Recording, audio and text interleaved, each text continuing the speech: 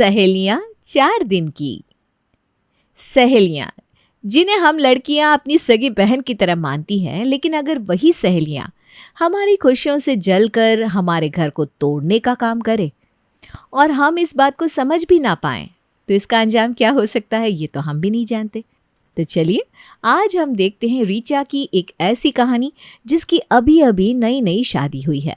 अब इसकी सहेलियां उसके हंसते खिलते जीवन को देखकर खुश होती हैं या उसकी खुशियों को देखकर उसे जल भून कर उसके जीवन में आग लगाती है। चलिए देखते हैं। वाह बेटा, नाश्ता तो तूने बहुत ही अच्छा बनाया है। इतने टेस्टी आलू के पराठे तो आज तक मैं भी नहीं बना पाई जितने टेस्टी तूने बनाए हैं। ऐसा क्या डाला है तूने इन आलू के पराठों में? क्या मम्मी जी, आप भी? ये आलू के पराठे मुझे आपने ही तो बनाने सिखाए और अब सबके सामने आप इस तरह मेरी तारीफ कर रही हो। इन पराठों के टेस्ट का सारा क्रेडिट तो आपको जाना चाहिए, वरना मुझे जैसे आलू के पराठे बनाने आते थे वो तो आपने उस दिन खाए ही थे।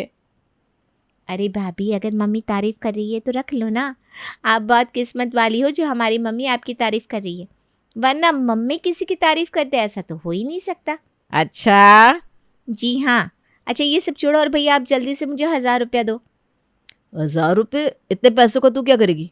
अरे दे दो ना, मैं बड़ी हो गई हूँ, बच्चे को थोड़े पैसे दे दो ना खर्च करने के लिए। वाह बेटा, खुद को बच्चा भी बोल रही हो और कह रही हो मैं बड़ी हो गई हूँ। तेरा ये गणित तू ही समझ। ये ले पैसे। Thank you thank you thank you प्यारे भैया। अच्छा अब मैं कॉलेज के लिए निकल रही हूँ वरना देर हो जाएगी। अरे भाभी, आपने बोला था ना आज आपकी फ्रेंड्स आने वाली है, तो आपने जो स्नैक्स मंगवाए थे वो मेरे कमरे में रखे हैं, आप ले लेना। ठीक है, मैं ले लूँगी। सब खा पी लेते हैं और कुछ ही देर बाद रीचा की 2 बेस्ट फ्रेंड्स उसके ससुराल में पहली बार उससे मिलने आती हैं। घर ढूंढने में कोई प्रॉब्लम तो नहीं हुई ना तुम दोनों को? अरे नहीं नहीं, कोई प्रॉब्लम नहीं हुई। हमने तुझे बोला था कि शादी के बाद हमसे मिलने आना, लेकिन तेरी शादी क्या हुई, तू तो हमें भूल ही गई। वो तो अच्छा हुआ कि हम दोनों तुझसे मिलने आ गए, वरना तू तो कभी हमसे मिलने आती ही नहीं। अरे ऐसा नहीं है, तुम दोनों बैठो, मैं अभी तुम्हारे लिए चाय नाश्ता लेकर आती हूँ। रीचा उन दोनों के लिए नाश्ता लेने जाती है। जब वो बाहर आती है कि उसकी सासू माँ उसे आवाज़ लगाती है, अरे बहू मेरे लिए 1 कप चाय बना दे, मेरे सर में बहुत तेज़ दर्द हो रहा है। ठीक है माँ जी, बस अभी बना कर लाती हूँ। तुम दोनों बस 5 मिनट रुको, मैं माँ जी को चाय देकर अभी आती हूँ। ठीक है। रीचा अपनी सास के लिए चाय बनाने जाती है। इसका भी वही हाल है, इसकी सास ने देखा नहीं कि इसकी सहेलियाँ मिलने आई हैं, वैसे ही इसे काम बताना शुरू कर दिया। लो आ गई मैं माँ जी को चाय देकर। अब बताओ तुम दोनों कैसी हो? अरे हम दोनों तो ठीक है, लेकिन मुझे तो कुछ ठीक नहीं लग रही। जब तक शादी नहीं हुई थी तब तक कितनी खुश रहती थी, और अब देखो मुरझाए हुए फूल की तरह लग रही हो। लगता है तेरे ससुराल वाले तुझसे बहुत काम करवाते। अरे ये क्या बोल रही हो? ऐसा कुछ भी नहीं है। मेरे ससुराल वाले तो मुझे बिल्कुल मेरे मम्मी पापा की तरह रखते हैं, ना कभी किसी काम का प्रेशर देते हैं, ना कभी कुछ करने के लिए मना करते हैं। इवन कभी कभी तो मुझे ऐसा लगता है कि मायके से ज़्यादा मेरे ससुराल में मुझे फ्रीडम मिल रही है। बेटा जी, शुरू शुरू में तो सबको यही लगता है, लेकिन ससुराल वालों के असली रंग तो शादी के कुछ टाइम बाद ही नजर आते हैं। तो एक बात बता, तेरी ननद है ना? हाँ है, क्यों क्या हुआ? हमने तेरी शादी में तेरी ननद को देखा था, 20-22 साल की तो होगी। वो घर के काम में तेरी कितनी मदद करती है, ज़रा एक बार सोच कर बता। अरे अभी तो वो कॉलेज जाती है ना, और कॉलेज जाने के बाद उसके पास इतना टाइम कहाँ बचता है कि वो किसी काम में मेरी मदद करा सके। और वैसे भी ना घर का काम ज़्यादा नहीं होता, मैं अकेले मैनेज कर लेती हूँ। बेटा अभी तो तुझे बात करने में बहुत नॉर्मल लग रही है ये बात, लेकिन कल को जब तेरे बच्चे होंगे ना, तब बच्चों के साथ पूरा घर संभालना बहुत मुश्किल हो जाएगा। तेरी ननद को तो आराम करने की आदत पड़ गई है। अगर ननद ऐसी है तो सास तो कुछ करती नहीं होगी, तुझे बेटा बेटा करके बस ऐसे ही पागल बना रही है और तुझसे नौकरानियों की तरह के लिए सारा काम करवा रही है। अपने ससुराल वालों की इतनी आज्ञाकारी भी मत बनाकर कि कल को वो तेरे सर पर चढ़कर बैठ जाए। शुरू शुरू में तो मेरे ससुराल वाले भी मुझे बेटा बेटा करके बुलाते थे, लेकिन बाद में पता चला वो मुझे घर की बहू बनाकर नहीं बल्कि घर की नौकरानी बनाकर ले गए थे। ना तो मेरी सास घर के किसी काम में हाथ लगाती, और ननद का तो सवाल ही नहीं पैदा होता। उसे तो तेरे जीजा जी ने अपने सर पर बिठा कर रखा था। जब देखो तब हर दूसरे दिन भैया 500 दे दो, भैया 1000 दे दो। तेरी ननद तो ऐसे जीजा जी से बार बार पैसे नहीं मांगती ना?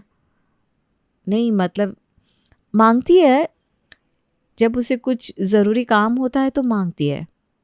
यही सब तो तू समझती नहीं। ये सास ससुर ननद बहुत तेज़ होते हैं। अभी तेरी ननद के जितने खर्चे हैं वो जीजाजी पूरे कर देंगे, और बाकी तेरे सास ससुर अपनी पेंशन के पैसे जोड़ने जाएंगे और सारे पैसे उसकी शादी में झोंक देंगे, और बाद में तुम दोनों को बोल देंगे हमारे पास तो कोई पैसे है नहीं भाई। अरे यार, तुम दोनों यहाँ पर मुझसे मिलने आई हो या मुझे डराने आई हो?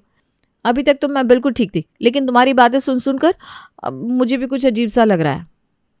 देख यार, हम तो तेरी भलाई के लिए तुझे समझा रहे हैं। हम चाहते बस जैसा हमारे साथ हुआ वैसा तेरे साथ ना हो।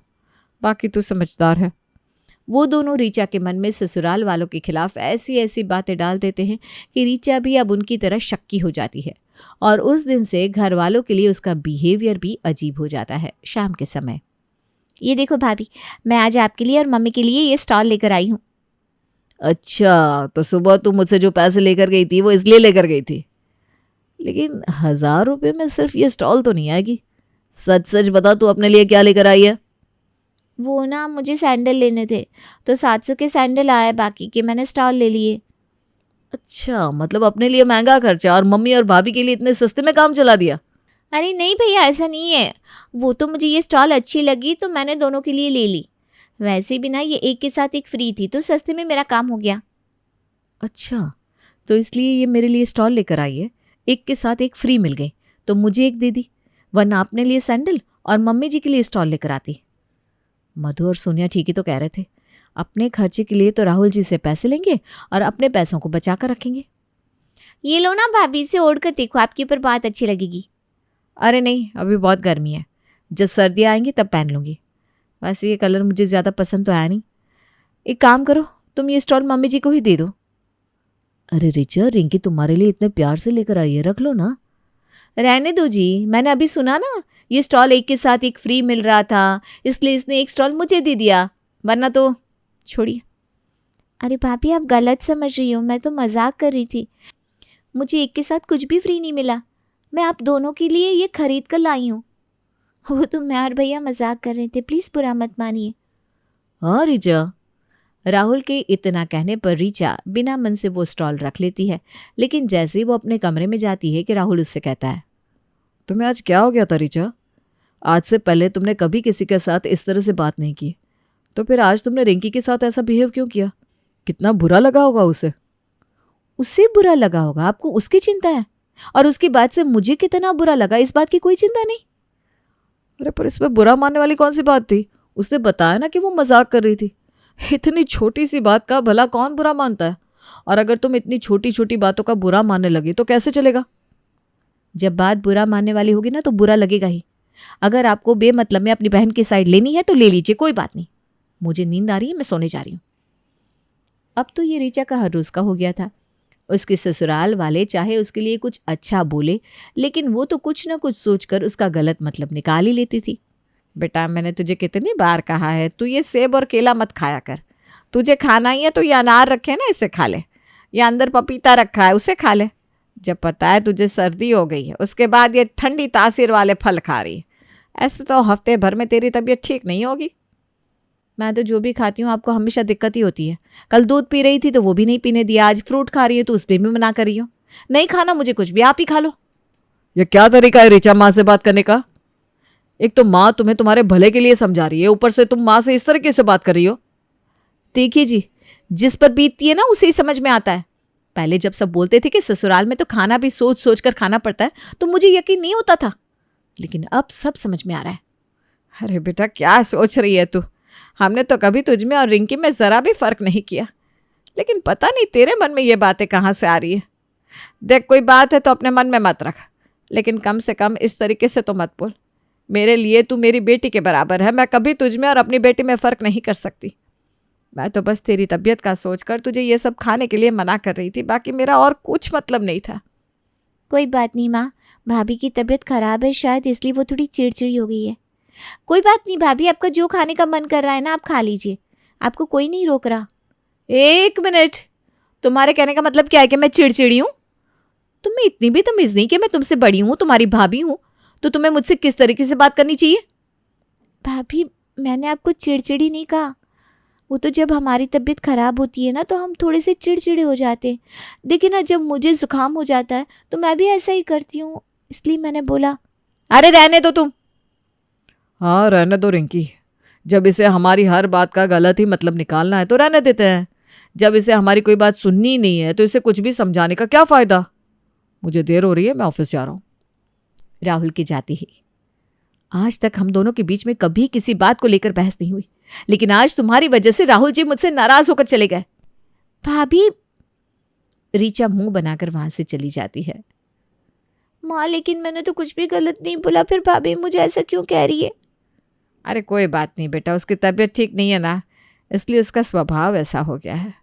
तो परेशान मत हो, वो 1-2 दिन में बिल्कुल ठीक हो जाएगी। इसी तरह हर रोज रीचा का बिहेवियर अपने ससुराल वालों के लिए बिगड़ता ही जाता है। कुछ दिन बाद उसकी माँ उससे मिलने आती है। अच्छा हुआ बहन जी आप हमसे मिलने के लिए आ गई। मैं तो रीचा को इतनी बार कहती हूँ कि अपनी माँ से मिला, लेकिन इसे तो हम लोगों की इतनी चिंता है कि हम एक दिन के लिए भी छोड़कर कहीं नहीं जाती। इसे थोड़ा समझाइए कि हमारे बारे में छोड़कर कभी अपने बारे में भी सोचे।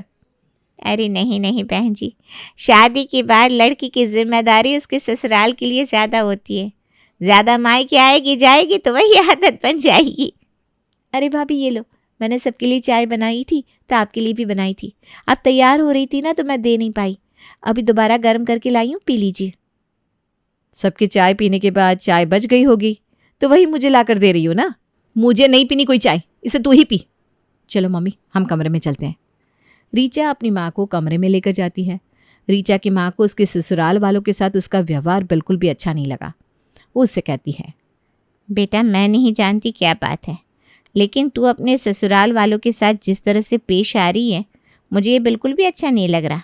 पता नहीं तू क्यों खामखाई सबसे अपने रिश्ते बिगाड़ने पर तुली हुई है। मम्मी आप कुछ नहीं जानती, ये सब जो आपके सामने कर रहे हैं ना बस अच्छा बनने का दिखावा है, वरना ये लोग कैसे हैं बस मैं ही जानती हूँ। ये सब क्या बोले जा रही है? तुझे क्या लगता है मैं तेरे ससुराल वालों को जानती नहीं कि वो कैसे हैं? अरे शारदा बहन को तो मैं कितने सालों से जानती हूँ। उनका व्यवहार इतना अच्छा है कि आंख मूंद कर मैं उन पर भरोसा कर सकती हूँ। और बात रही रिंकी की, तो उसने तुझे चाय के लिए भी तो पूछा था। उसने ऐसा तो कुछ नहीं कह दिया था जो तूने ऐसे बुरे तरीके से उसे जवाब दिया। अरे माँ, तुम भी कहाँ इनकी बातें लेकर बैठ गई। तुम यहाँ मेरा हालचाल पूछने आई हो या मेरे सामने इनकी तरफदारी करने? रीचा अपनी माँ से ये सब कह रही थी, तभी रिंकी वहां आती है। भाभी तुम यहाँ पर क्या कर रही हो? मुझे अच्छी तरह पता है, यहाँ पर मम्मी जी ने भेजा है ना। मैं अपनी मम्मी से क्या बातें कर रही हूँ ये सुनकर आओ। अरे तुम्हें मुझसे प्रॉब्लम क्या है? ये सब क्या बोले जा रही हो रीचा? बोलने से पहले कम से कम एक बार सोच तो लिया करो कि मैं जो बोल रही हूँ उसका मतलब क्या है। ऐसे ही किसी को कुछ भी बोल देती हो। अरे कम से कम एक बार रिंकी बेटी से पूछ तो लो कि उसे क्या कहना है। भाभी कल मम्मी की दवाई आई थी ना, वो आपने रखी थी, मम्मी को मिल नहीं रही है, इसलिए मुझे पूछने के लिए भेजा। अरे ड्राइंग रूम के ड्रेसिंग टेबल पर रखी है, जाकर ले लो। रिंकी अपनी आंखों में आंसू लेकर चली जाती है, लेकिन निर्मला को रीचा का ऐसा व्यवहार बहुत बुरा लगता है। वो उसकी माँ होने के नाते उसे समझाने की कोशिश करती है। देख मुझे नहीं पता तेरे दिमाग में क्या चल रहा है, लेकिन जो तू कर रही है उससे तू अपनी शादीशुदा जिंदगी को खराब कर रही है। और इसमें सिर्फ और सिर्फ तेरी गलती है और किसी की भी नहीं।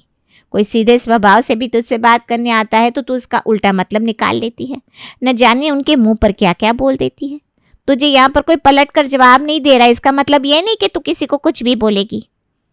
माँ, अभी आप यहाँ पर थोड़ी देर पहले ही आई हो तो आपको इनके बारे में क्या ही पता होगा। और हाँ, वैसे भी शादी के कुछ समय तक सारे ससुराल वाले अच्छे ही बनते हैं, जैसे ये मेरे साथ बन रहे हैं, लेकिन बाद में सब अपना असली रंग दिखाते हैं। इसलिए मैंने तो पहले ही सोच लिया था कि मैं शुरू से ही इनको आड़े हाथ लूंगी ताकि ये मेरे सर पर चढ़कर ना बैठ जाए। हे भगवान, मुझे तो समझ में नहीं आ रहा तुझे आखिर ये शिक्षा दी तो दी किसने? तेरी ये बातें सुनकर तो मुझे यकीन नहीं हो रहा कि तू मेरी बेटी है। देख, या तो तू अभी के अभी अपनी सास और ननद से जाकर माफी मांग, वरना तेरी वजह से मुझे इतनी शर्मिंदगी हो रही है कि मैं खुद उनसे जाकर माफी मांगूंगी। देखो मम्मी, मैं किसी से कोई माफी वाफी नहीं मांगने वाली, मैंने कुछ गलत नहीं किया है। अच्छा तो ठीक है, फिर मैं ही जाकर उनसे माफी मांगती हूँ। मम्मी ये आप क्या कर रही हो? रीचा की मम्मी उठकर उसकी सास के कमरे में जाती है जहां उसकी ननद भी बैठी थी। समधन जी, मुझे आपसे कुछ बात कहनी है। हाँ हाँ बिल्कुल बहन जी, कहिए क्या बात है, बैठिए। समधन जी, मैं जानती हूँ आप बहुत अच्छी हैं, इसीलिए मेरी बेटी के बारे में आप मुझे कुछ नहीं कहेंगी, लेकिन मैं जब से यहाँ पर आई हूँ तब से उसका व्यवहार देख रही हूँ। इसकी तरफ से मैं आपसे माफ़ी मांगती हूँ। अगर हो सके तो उसके ऐसे बर्ताव के लिए माफ़ कर देना। अरे नहीं नहीं बहन जी, ऐसी कोई बात नहीं है, आप हमसे माफ़ी मत मांगिए। हमें अपनी बहू से कोई शिकायत नहीं। अरे हमारी बहू तो बहुत अच्छी है। अरे बहू, तुम मम्मी को अपने कमरे में ले जाओ। और समधन जी, जैसा आप सोच रही हैं ना वैसा कुछ भी नहीं है। अपनी सास के कहने पर रीचा अपनी मम्मी को कमरे में ले आती है, लेकिन जब उसकी मम्मी उसके ससुराल वालों से उसके किए की माफ़ी मांगती है तो उसे खुद भी बहुत बुरा लगता है। देख लिया तूने, तेरे ऐसे बर्ताव के बावजूद भी उन्होंने मेरे सामने तेरी एक भी बुराई तक नहीं की। मैं तुझे ज़्यादा कुछ नहीं कहूँगी, लेकिन जैसा बर्ताव तू उनके साथ करती है, अगर वैसा ही बर्ताव तेरी भाभी मेरे साथ करती तो तुझे कैसा लगता? और मुझे तो ये समझ में नहीं आ रहा कि तेरे मन में आखिर ये सारा जहर घोला किसने? मुझे माफ़ कर दो मम्मी, मैं सोनिया और मधु की बातों में आ गई थी। मुझे लगा वो दोनों शादीशुदा हैं तो जो भी कह रही है वो बिल्कुल ठीक कह रही होंगी, इसलिए उनकी बातों में आकर मैं ऐसी बन गई। क्या तूने बातें सुनी भी तो उन दोनों की जिनमें से एक का तलाक हो चुका है और दूसरी भी उसी कगार पर है? उनकी जिन हरकतों की वजह से उनका खुद का तलाक हुआ, वैसी ही हरकतें तुझसे करवा कर तेरा भी तलाक करवाना चाहती है। उन दोनों का खुद का तो ससुराल बसा नहीं और तेरे सुखी संसार को देखकर उसमें आग लगाने की सोचेंगी। मुझे माफ़ कर दो मम्मी, आज के बाद मैं कभी ऐसा नहीं करूँगी। मुझे सब अच्छे से समझ में आ गया है।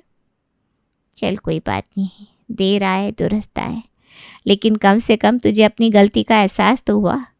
बस अब इस गलती को फिर कभी मत दोहराना।